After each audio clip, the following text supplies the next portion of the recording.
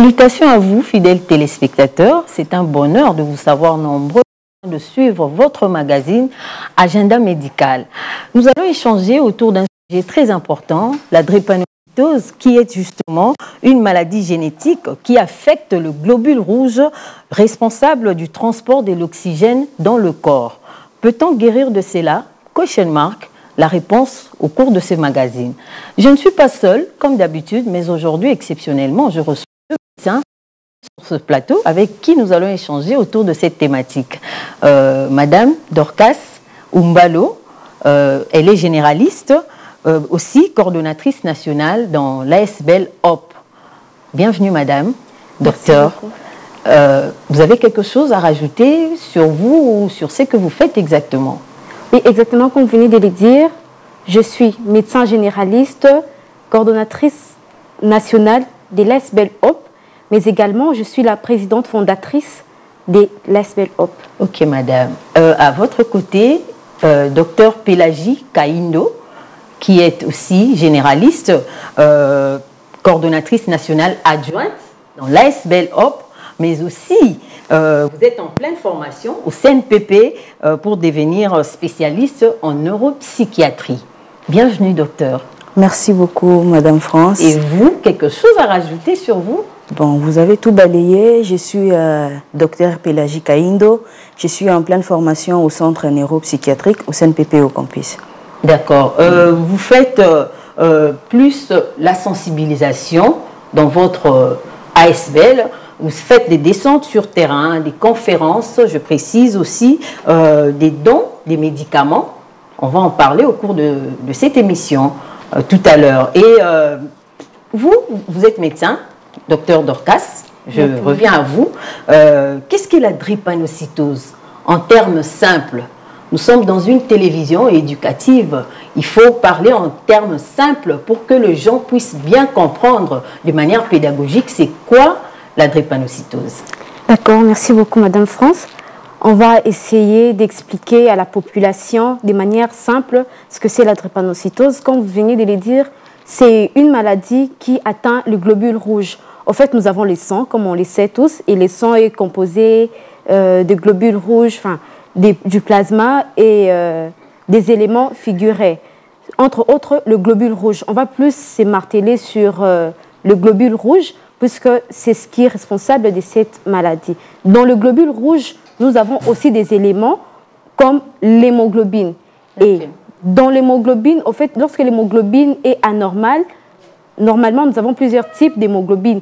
Mais lorsque nous avons l'hémoglobine anormale, qu'on appelle l'hémoglobine S, qui, à son tour, déforme en fait le globule rouge, c'est alors que nous avons la drépanocytose, si je peux l'expliquer comme ça, je ne sais pas si je me suis quand même fait comprendre. C'est-à-dire, c'est une maladie de l'hémoglobine qui touche la qualité au fait des globules rouges. Ok. Et cette maladie est-elle héréditaire? Oui, exactement. C'est une maladie génétique et héréditaire. C'est-à-dire, il n'y a que les deux parents qui peuvent les transmettre. Ok. Et pourquoi la drépanocytose est-elle héréditaire? Parce que le parent sont drépas et ils contaminent à leur enfant? Je dirais que c'est une sorte d'erreur génétique. Ok. On a, comme je disais tantôt, les hémoglobines normales, mais après, il y a plusieurs types d'hémoglobines. Ce qui s'est fait que, donc là, j'entre directement dans la notion de la transmission. Ok. On a l'hémoglobine A, on a l'hémoglobine S, E, D et autres. Mais en Afrique, plus précisément, chez nous, ici en RDC, c'est plus l'hémoglobine A, l'hémoglobine S. Alors, si les parents ont en eux, au moins, les deux parents ont en eux, au moins une hémoglobine S, ils vont forcément être transmetteurs de la maladie. Donc, s'ils sont porteurs du trait drépanocytaire, c'est comme ça qu'on appelle, ils vont transmettre probablement la drépanocytose. Là, c'est parce que le S est dominant. Non, il n'y a pas de notion de S dominant. Je parle des deux parents qui sont porteurs, eux deux, du trait drépanocytaire. Les pères et AS, la mère et AS, ils ont la possibilité ou la probabilité de transmettre la maladie. À 25%, les enfants seront AA, probablement. à 25%, les enfants seront SS. Et à 50%, les enfants seront AS. AS, oui. Ce qui fait que on ne sait pas, puisqu'on parle de la probabilité, ce n'est pas une affirmation, ce n'est pas... Ça peut arriver ou ne pas arriver. Et ça peut arriver que les deux premiers enfants ou les 3 premiers enfants puissent être porteurs du trait drépanocytaire. Okay. Ou être drépanocytaire. Ou encore être porteur, être plutôt AA. Oui. N'est pas porté du trait drépanocytaire ou soit être porteur de la drépanocytose. Ok, docteur, dites-nous un peu, vous êtes médecin, est-ce qu'il y a-t-il quelques fréquences de crise que présente le drépanocytaire? Ça dépend d'un individu à un autre. Okay. Il n'y a pas de fréquences, on dira obligatoirement chaque drépanocytaire doit faire 3 fois la crise l'année. Non, ça dépend d'un individu à un autre. Okay. Les manifestations en tout cas dépendent. Dites-nous un peu, quelle hygiène de vie doit observer les drépanocytaires pour réduire, si et seulement si, ils présentent le fréquence de crise? On a ce qu'on appelle les règles d'or de la drépanocytose. Okay. Ce sont les règles qui ont été mises en place pour éviter aux drépanocytaires de faire des crises drépanocytaires de manière récurrente. On a par exemple, ce sont des règles très, très simples, prendre beaucoup d'eau, au moins 3 litres d'eau par jour. Okay, ça peut paraître banal. Ça va les aider à réduire un peu de crise, des fréquences de crise. Ça aide au fait à rester hydraté, puisque la déshydratation, c'est parmi au fait, les facteurs des crises qui favorisent les crises. Donc, lorsque tu t'hydrates bien, il y a peu de probabilités que tu puisses faire des crises. En dehors de l'hydratation, il y a l'alimentation. En dehors de l'alimentation, il y a l'hygiène corporelle, l'hygiène des mains. Des petites choses simples, c'est couvrir lorsqu'il fait froid, ne pas trop s'exposer. Là d'ailleurs, c'est très recommandé. Oui, c'est très recommandé. Tout est très recommandé. Lorsque vous recevez un drépanocytaire dans votre cabinet, en tout cas, vous allez donner toutes les restrictions. Oui. Quand il fait... Dans la drépanocytose, tout peut emmener à une crise. C'est-à-dire le froid, ça peut emmener à une crise. La chaleur, ça peut emmener à une crise. Donc, il ne faut pas trop exposer au froid, trop s'exposer aussi à la chaleur. Consulter régulièrement, se faire vacciner, puisqu'il y a des vaccins pour les drépanocytaires pour éviter certaines complications liées à la drépanocytose. Prendre ces médicaments, on a l'hydréa qui est prise chaque jour, ainsi que l'acide folique normalement. Donc, observer toutes ces règles-là, éviter des vêtements qui serrent trop parce que ça risque de vous étouffer. Exactement. Vous serez encombré. Exactement. Éviter des altitudes très hautes. Oui. Tout ça. L'effet de la colère, par exemple. La nervosité. Oui. Ça, non, mais je venais d'évoquer quelque chose. J'ai parlé tout à l'heure de S dominant. Vous avez dit que non, il n'y a pas de S dominant. Seulement si l'hémoglobine du père et de la mère se mettent ensemble. Ça peut arriver ou ça ne peut pas arriver. Oui. Mais quelles sont vraiment les causes exactes qui provoquent la drépanocytose? Ça reste seulement le cause que vous avez cité ou il y a d'autres causes? La drépanocytose, c'est une maladie héréditaire. Ok. Donc, ça ne se transmet que comme ça, que par les 2 parents. Ok. Et nous avons tous, c'est quelque chose d'ailleurs que l'on confond, généralement les groupes sanguins, l'hémoglobine. Nous avons tous l'hémoglobine, nous avons tous le groupe sanguin. C'est notre identité, au fait, s'il faut le dire comme ça. Donc, si mon identité est biaisée et que je me mets aussi avec une personne dont son identité est biaisée, on peut donner un enfant drépanocytaire. Il n'y a que ça, il n'y a pas autre chose. J'ai dit qu'il n'existe pas des notions des S dominants puisque à l'époque, on parlait plus des... Non, mais voilà, il fait des crises, il est AS, mais avec mais les S dominants... C'est ce qu'on entendait parler très souvent. C'est vraiment faux. C'est une notion qui a été bannie et on doit bannir, la population doit bannir l'enfant et soit SS, soit il n'est pas SS. Il ne peut pas faire des crises drépanocytaires tant qu'il n'est pas SS. Mais seulement, il peut arriver que l'enfant puisse être AS, mais avoir d'autres pathologies qui peuvent aussi... emmener de crises, pas des crises, mais drépanocytaires, non. D'autres crises. Des crises des os, ce ne sont pas seulement des crises drépanocytaires. Oui. Ce n'est pas toute... Puisqu'une personne qui est AA peut aussi avoir des crises des os, des articulations et tout ce qui va avec, mais ce ne sont pas des crises drépanocytaires. Non, mais beaucoup de gens confondent parce qu'il y a aussi des crises de paludisme. Exactement. Beaucoup de gens confondent. Donc, la crise drépanocytaire, ce qui atteint les os, on appelle ça crise vaso-occlusive. C'est propre aux drépanocytaires. J'allais même poser la question, c'est quoi la crise vaso-occlusive que vous venez de dire tout à l'heure? Vous avez précédé, parce que j'allais aussi poser cette question. C'est pourquoi donner justement la définition de cette crise que vous venez de citer tout à l'heure. De manière simple, s'il faut le dire, c'est une crise, ce sont des crises obstructives. C'est-à-dire, nous avons les vaisseaux sanguins, les vaisseaux, et nous avons l'hémoglobine, les globules rouges, qui se déforment à cause de la drépanocytose, comme on venait de le dire. Alors, notre vaisseau est là, l'hémoglobine déformée, les globules rouges qui est déformé, qui vient obstruer. Ça ne passe pas. Normalement, le globule rouge a la forme biconcave, la forme d'un disque, si on peut le dire comme ça. Mais lorsque la personne a la drépanocytose et que l'hémoglobine, les globules rouges se déforment, ça prend la forme d'une banane. Donc, vous comprenez, on quitte de la forme d'un disque à la forme d'une banane. Pourtant, on a un tuyau. La forme d'un disque a la capacité de se déformer pour passer facilement au tuyau. Mais lorsque c'est la forme d'une banane, en tout cas, ça devient rigide. Ça n'a pas la capacité de se déformer pour passer facilement à ces tuyaux-là qu'on appelle les vaisseaux sanguins. Et ça se bloque quelque part. C'est ça l'occlusion. Et la partie qui... puisque vous venez de le dire, les globules rouges, ça transporte l'oxygène. Alors, lorsque le globule rouge ne passe plus, donc il y a une zone qui sera dépourvue en fait de l'oxygène exactement. Justement. Oui, et c'est cette zone-là on va observer des douleurs et tout ce qui va avec. C'est exactement ça la crise vaso-occlusive. Donc il y a une occlusion, une obstruction quelque part dans le vaisseau qui ne permet pas le passage du globule rouge. Il y a un blocage quelque part. Exactement, il y a un blocage. Oui, je suis avec le docteur Pélagie. Docteur, quels sont le groupe de population le plus concerné de cette maladie? Bon, il n'y a pas de groupe de population. En démographie, je ne dirais pas qu'il y a un groupe spécifique qui peut développer. On dit toujours la prévention est mieux que la guérison.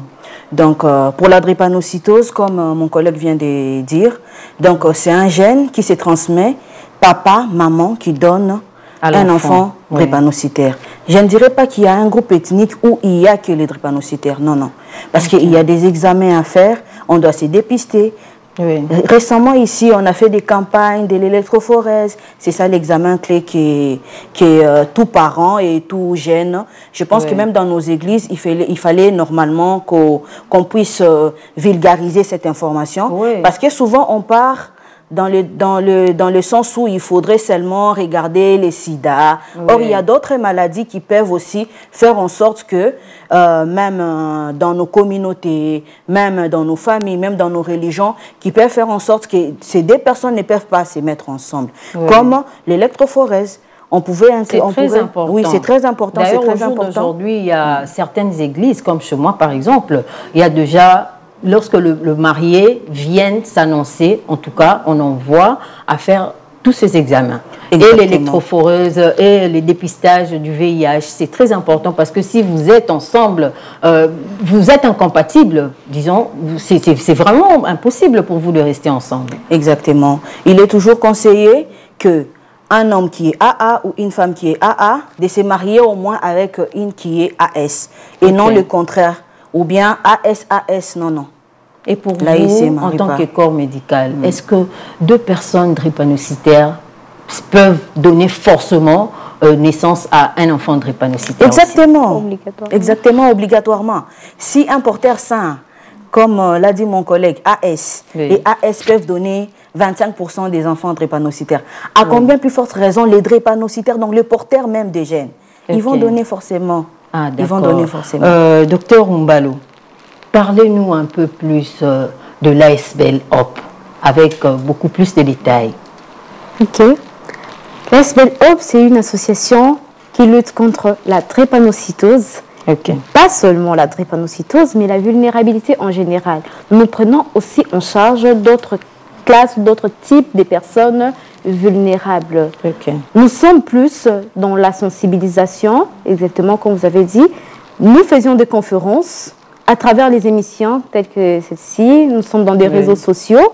Nous faisons des descentes sur terrain. Et si on peut déjà voir en image des descentes de terrain que vous faites. On fait des descentes sur terrain, mais on fait aussi des marches de santé, des sensibilisations pour parler. On distribue des tracts, des prospectus à la population, puisque des fois dans des émissions, on n'atteint pas tout le monde. Dans des conférences, on n'atteint pas forcément tout le monde. Donc on fait de notre mieux pour sensibiliser d'abord la population, puisqu'on doit faire connaître cette maladie. Comme ma consoeur venait de le dire, la drépanocytose, c'est une maladie qu'on peut éviter. En France, actuellement, en Europe, en Amérique, on ne peut même plus parler de la drépanocytose. Les gens qui sont là-bas pour se faire traiter de la drépanocytose sont plus des Noirs. Parce qu'ils ont su éradiquer la maladie grâce à la prévention. Je suis AS, pourquoi est-ce que je me mettrais avec un AS, avec un SS? On pourra se dire, voilà, on ne va pas avoir d'enfants. Non, mais il y a d'autres personnes, il faut qu'on se le dise, qui se mettent ensemble par la foi. Vous êtes chrétien, madame? Je suis chrétienne. Oui, vous êtes chrétienne et il y a d'autres personnes qui se disent que Dieu va faire un miracle. Il y aura un miracle qui va se faire, Dieu va faire grâce, ça va aller. Et arriver à l'intérieur du mariage, ça ne tient pas. Exactement. Vous avez des enfants de repas et ça devient compliqué pour vous. Exactement. Dieu, il a déjà fait sa part, il nous a donné l'intelligence pour savoir faire la part des choses également. Justement. On doit bien utiliser l'intelligence que Dieu nous a donnée. Je peux encore comprendre ce couple-là qui dit, voilà, on se met en couple, on se met ensemble, on se marie, on n'aura pas d'enfants et ils prennent des précautions pour ne pas avoir d'enfants, pour qu'ils ne puissent pas avoir des erreurs et avoir d'enfants après. Non, qu'ils prennent vraiment leurs précautions pour ne pas avoir d'enfants. On peut encore comprendre ce couple-là. Mais la personne qui dit, voilà, Dieu va faire grâce, on ne limite pas la grâce de Dieu. Mais Dieu nous a donné l'intelligence pour qu'on puisse l'utiliser. Et on doit bien utiliser cette intelligence-là. On vous dit, t'es AA, je suis AA. Tu peux te marier avec qui tu veux, tu es libre. Je suis AA, je peux me marier avec un AS, je peux me marier avec un SS. Je n'aurai jamais des drépanocytaires SS, puisque je n'ai pas des traits drépanocytaires avec moi. Mais si j'ai un trait drépanocytaire, mon partenaire a un trait drépanocytaire, forcément, on a une probabilité d'avoir des enfants drépanocytaires. Vu qu'on parle des probabilités, on ne sait pas quand est-ce que ça viendra, avant, après, ou on ne sait pas. Il y a aussi des couples AS qui n'ont jamais eu d'enfants drépanocytaires, dans le sens où ils ont AS, et c'est fini, ils n'ont plus d'enfants, ils disent, voilà, Dieu a fait grâce. Non, c'est parce que vous avez limité. Oui, vous avez limité, et aussi, les S, là, la probabilité n'est pas venue avant. Peut-être que ça pouvait venir au 4e enfant, mais vous avez limité. Oui, parce que vous l'aviez dit au début que ça peut arriver qu'au début, vous n'avez pas des enfants de repas et à la fin, tout comme ça peut arriver au début, vous n'avez que des enfants drépanocytaires. Donc ça arrive, ce sont des situations qui arrivent. On ne va pas dire, voilà, vas-y, marie-toi, moi j'ai fait ça et je n'ai pas eu d'enfants drépanocytaires. C'est faux, c'est vraiment faux.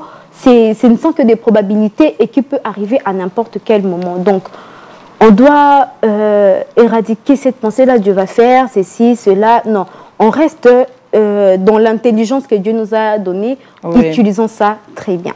Et dans votre ASBL, est-ce qu'il y a aussi la prise en charge psychologique, Madame Pélagie Kaindo? Exactement.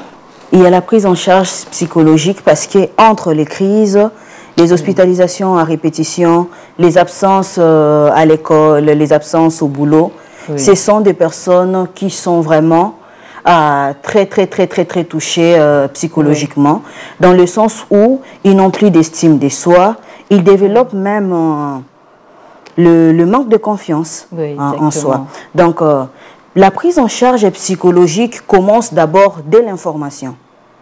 Dès l'information, bon, En Afrique, souvent, quand on met au monde, quand l'enfant est bien, tout se passe bien, on n'a pas cette culture d'aller un peu fouiller pour connaître le groupe sanguin, l'électrophorèse. On ne part pas un peu plus loin. Mais en France, dès la naissance, on annonce déjà aux parents que votre enfant est AS. Mais votre enfant est SS plutôt. Mais ici en Afrique, généralement, c'est à un certain âge, à 5 ans, les autres à 10 ans, les autres même à l'âge adolescent, parce que apparemment le moyen aussi limite, parce que ce ne sont pas des examens à faire comme des examens de routine comme le PALI. Okay. Donc dès l'information, on commence déjà à prendre en charge. Comme par exemple dans notre ASBEL, la plupart que moi je croisais, que j'ai eu à parler directement, premièrement, ils condamnaient d'abord les parents. Ils condamnaient d'abord les parents. Il faut maintenant sortir cette personne dans cette fourchette-là qui, bien sûr, les parents ont commis l'erreur, mais c'est maintenant à toi de te prendre maintenant en charge. C'est maintenant à toi de t'aimer. Parce que le problème aussi, c'est de s'aimer d'abord. Aimer la vie et s'aimer soi-même pour prendre en charge. Moi, maman, je peux me dire, non, mon enfant, il faut te couvrir, il faut faire ceci. Je peux le faire quand l'enfant est encore petite. Mais quand l'enfant grandit là, je peux suivre, mais ça ne sera pas de la même façon. Donc là, maintenant, il faut maintenant conscientiser la personne qui soit au moins sûre qu'il n'est pas comme tout autre enfant. Moi, je le dis toujours, tout le monde que je prends en charge, je le dis toujours, toi, tu n'es pas comme l'autre. Toi, tu dois te considérer comme quelqu'un, quelqu'un qui n'est pas comme les autres. Comme les autres, quoi. Ouais. Hein. Donc, toi, tu as une hygiène de vie à suivre. Ouais. Toi, tu as une ligne à suivre et à respecter parce que tu dois rester en vie. Tu dois t'aimer. Tu dois vivre comme tout le monde. Mais sur ce, toi, tu ne peux pas aller peut-être jouer sous la pluie comme d'autres enfants. C'est ça l'éducation que nous donnons même aux parents. On dit, il faut aimer cet enfant. Il faut le faire savoir qu'il n'est pas comme tout le monde. Lui, il doit observer certaines règles d'hygiène pour qu'il vive longtemps et pour limiter le nombre de crises. Donc, nous jouons sur cette partie mentale pour aider aux parents, aider aussi à la personne. Maintenant, nous avons des gens qui sont un peu résilients, hein. Ils sont vraiment forts dans le sens où il y a la mort des proches qui peut arriver, mais on arrive à parler parce que c'est sans fréquent. Aujourd'hui, nous sommes avec toi, mais demain, tu entends ton ami qui t'encourageait, qui vient de mourir après une crise. Donc, c'est quelque chose qu'il faut prendre vite en charge mentalement. Est-ce que vous avez quand même de bons résultats? Oui, nous avons exactement. Nous avons des très bons résultats parce que la plupart d'entre nous qui travaillons, ce sont aussi des drépanocytes qui adhèrent même dans l'ASBEL et qui vont avec nous-mêmes jusqu'à qui s'entourent pour conscientiser d'autres personnes. Il y a même des mamans qui viennent avec leurs enfants parce que, soi-disant, dans la famille, ils ont dit que c'est la sorcellerie et tout et tout. Quand on les explique, ils comprennent que ce n'est pas de leur faute. Même le mariage où il y a divorce, parce que le mari dira que c'est la femme qui est venue avec cet enfant, on arrive quand même à redonner à ces mamans-là de l'espoir. Que ce n'est pas de leur faute. Si l'enfant est comme ça, c'est parce que papa y est pour quelque chose et maman y est pour quelque chose. Exactement. Est-ce que la drépanocytose peut affecter la scolarité, par exemple, pour le tout petit, les élèves, si je peux le dire, ou encore la vie sociale d'un patient, des patients que vous encadrez, bien sûr? Exactement. C'est ce que j'ai dit, entre les crises, parce que quand tu fais une crise, ça dépend d'une crise à une autre, et ça dépend d'une personne à une autre. Donc, au moment de crise, tu seras obligé peut-être d'être interné à la maison pendant quelques temps. Entre-temps, les autres sont en train d'évoluer. Et l'école ne fonctionne pas en fonction de toi qui es malade. L'école va évoluer. Jusqu'à ce qu'on te récupère, tu verras que même le rendement scolaire, quelqu'un qui était peut-être plus intelligent, il finit avec un cursus là, donc, parce qu'il y a tout le temps des absences, tout le temps, donc, et pour ça, nous, de notre côté, on a un projet en cours, je peux dire, d'un centre d'accueil pour les drépanocytaires. Ceux qui n'ont pas peut-être eu des diplômes, ceux qui n'ont pas peut-être accès aux soins. Donc, bientôt, là, on va les mettre en place. Nous allons aussi lancer l'appel d'offres pour ça, qu'on puisse aider ces enfants-là, qu'ils puissent aussi avoir un cursus normal comme tout le monde, qu'ils puissent aussi avoir qu'ils puissent aussi avoir un accès facile aux soins, parce que c'est ce qui pose aussi souvent problème. Merci beaucoup, docteur. Nous avançons, mais nous allons bientôt chuter. Mais une question me vient en tête quand même, docteur Dorcas. Est-ce qu'il y a une alimentation bien précise pour les drépanocytaires? Une alimentation bien précise pour les drépanocytaires, je dirais pas vraiment. Okay. Mais il y a des recommandations. Vu qu'on sait que la drépanocytose, c'est une maladie qui atteint les sangs, il y a une anémie chronique. Donc, on recommande plus des aliments qui sont riches en fer, par exemple, pour augmenter les taux. Donc, nous sommes plus dans les légumes et les fruits. Les viandes blanches, c'est plus recommandé. Mais il y a aussi des restrictions. Par exemple, les kaolins. Les mabélés, ce que les gens mangent, c'est strictement interdit parce que c'est une des choses qui diminue en fait le sang et ce n'est pas l'idéal pour un drépanocytaire. En dehors, au-delà au fait d'autres conséquences que les kaolins peuvent avoir sur les tubes digestifs, par exemple. Et est-ce que le drépanocytaire peut exercer le sport, n'importe quel sport? Et aussi, pour le dame, est-ce que c'est permis le port de talons, de rester pendant toute la journée avec le talon? Est-ce que le médecin, vous en tant que médecin, vous allez permettre que votre patient puisse rester avec le talon le long de la journée? Moi, je me dis, tout est poison, rien n'est poison. D'accord? Alors, pour les talons, les sports d'abord, on connaît notre état, on connaît ce qu'on... Chacun doit s'y connaître. Tant que tu connais tes limites, tu n'iras pas dans des extrêmes, s'il faut les dire comme ça. C'est-à-dire que les drépanocytaires peuvent faire les sports, oui, mais ça doit être une éducation dès le bas âge déjà, mais pas les sports intenses, puisque c'est parmi, au fait, les restrictions. Les sports, les activités physiques intenses, c'est parmi les restrictions. Je vais citer Monsieur Taylor Hippocrate, fils de Madame Jenny Hippocrate. Ils sont, je ne sais plus, ils sont pas congolais, mais il fait les sports. Il fait les sports depuis son jeune âge, mais ce ne sont pas des sports intenses. Il joue, je pense, c'est au foot ou quelque chose de ce genre, mais ce n'est pas intense. Il fait des petits sports, autres, histoire de se tenir en forme. Non, mais il ne faut pas exagérer. Il ne faut pas exagérer, il ne faut pas aller dans les extrêmes. Et puis, exercer... Connaître aussi ses limites. C'est connaître, mettre en application cette règle de connais-toi toi-même, cogito ergo sum. C'est très important. Exactement. Si vous vous connaissez, vous aurez à savoir ce que vous allez faire. Mais dites-nous un peu, docteur, est-ce qu'il y a de dépistage prénatal ou encore néonatal, surtout pour les femmes? Actuellement, oui. Il y a des dépistages prénatal, néonatal exactement, puisque à l'époque, avant 6 mois, on ne pouvait pas détecter la drépanocytose. Puisqu'il y a l'hémoglobine F, j'avais dit tantôt, il y avait plusieurs types d'hémoglobine. Il y a l'hémoglobine F qui vient, en fait, couvrir cet effet-là de la drépanocytose et ça atténue vraiment. On ne sait pas dire que cet enfant est drépanocytaire ou pas. Mais actuellement, oui, on peut dépister en prénatal, avant la naissance, et aussi juste après la naissance. Une dernière question pour vous, bien sûr. Est-ce que la drépanocytose peut se guérir? Parce qu'une question s'est posée dès l'entame. Si cette maladie peut se guérir, est-ce qu'il y a possibilité de guérison pour cette maladie? Oui, actuellement.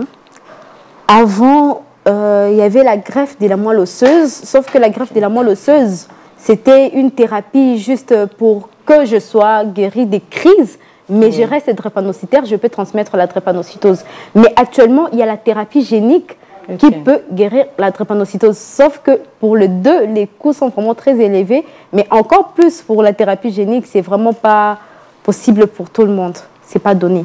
Ok, madame, merci beaucoup. Nous sommes arrivés à la fin de notre magazine. Un dernier mot pour tous les gens qui vous suivent, surtout les drépanocytaires qui vous suivent à cet instant, adresser un mot pour qu'ils puissent mieux comprendre ou encore lancer un appel dans votre ASBL Hope.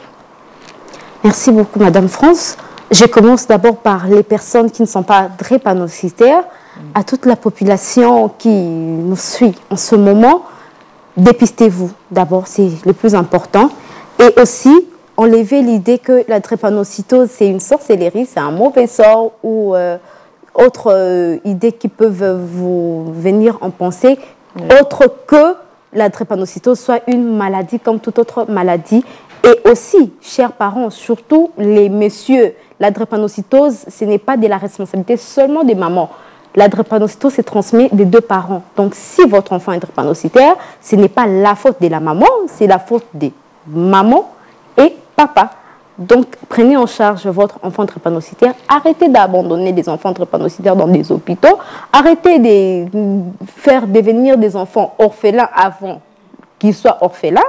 Et aussi, pour les jeunes qui ne sont pas encore mariés, faites-vous dépister, connaissez-vous, c'est votre identité. En fait, comme je le disais tantôt ici, il faut connaître son identité. Pour les personnes qui sont drépanocytaires, notre association est ouverte à vous. Venez, si vous avez besoin d'un soutien psychologique ou autre soutien, on est là, on va vous accompagner. Mais d'abord, apprenez à vous assumer, apprenez à vous aimer, c'est plus important. Acceptez le fait que vous soyez drépanocytaire, parce que l'effet de les nier, de les rejeter, ça ne va pas changer votre état. Acceptez-vous tel que vous êtes, prenez force et avancez. On vous aime beaucoup, aimez-vous et aussi ne laissez personne, au fait, vous complexer ou vous dire que vous êtes moins que eux. Merci beaucoup, docteur Oumbalo. Docteur Kaindo Pelagie, vous avez un numéro de contact de votre ASBL pour donner à la population qui vous suit en cet instant. Oui, nous avons une page Facebook, nous avons une page Instagram, nous sommes aussi sur TikTok, nous sommes aussi sur LinkedIn et Twitter. Nous avons aussi, oui, ASBL Hop. Vous pouvez nous contacter même via notre mail qui est, Madame Oumbalo va donner les mails pour nous contacter directement. D'accord, merci beaucoup. Donnez le mail rapidement. Le mail asbelhop.drepa.com. Je répète, asbelhop.drepa.com. Pour le numéro de téléphone 081 85 41 994. Merci beaucoup, mesdames. Je vous remercie de passer sur notre plateau. La porte de la RT Éduc vous reste ouverte à tout moment. Vous pouvez passer. Merci à vous, fidèles téléspectateurs, de nous avoir suivis. On a parlé d'un sujet très important, la drépanocytose.